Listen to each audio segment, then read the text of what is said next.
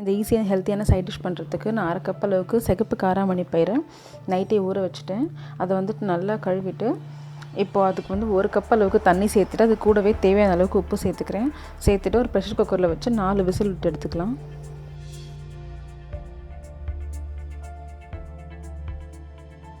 இப்போது வேறு ஒரு கடாயில் நான் 2 டீஸ்பூன் அளவுக்கு எண்ணெய் விட்டுக்கிறேன். எண்ணெய் காஞ்சதுக்கப்புறமா 1 டீஸ்பூன் சீரகம், 1/2 டீஸ்பூன் சோம்பு, ஒரு பட்டை, இப்போ இது எல்லாத்தையும் போட்டு ஒரு வாட்டி நல்லா ஃப்ரை பண்ணிக்கலாம்.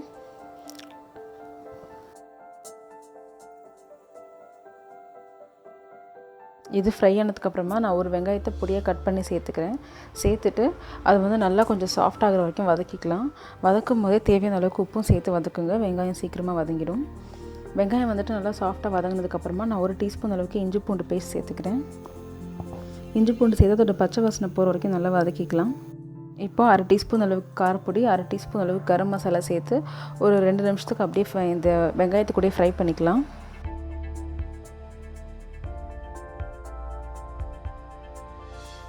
இப்போ எல்லா பச்சை வாசனையும் போனதுக்கப்புறமா நான் ஒரு தக்காளியை பொடியாக கட் பண்ணி சேர்த்துக்கிறேன். சேர்த்துட்டு இந்த தக்காளி நல்லா சாஃப்ட் ஆகிற வரைக்கும் இதை வதக்கிக்கலாம்.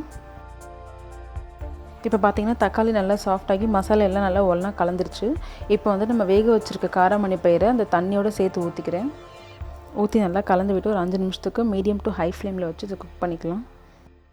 5 நிமிஷத்துக்கு அப்புறம் பார்த்திங்கனாக்கா மசாலாவோட இந்த காராமணி பயிர் இந்த தண்ணி எல்லாம் சேர்ந்து பிளெண்ட் ஆகி கொஞ்சம் திக்காகிடுச்சு.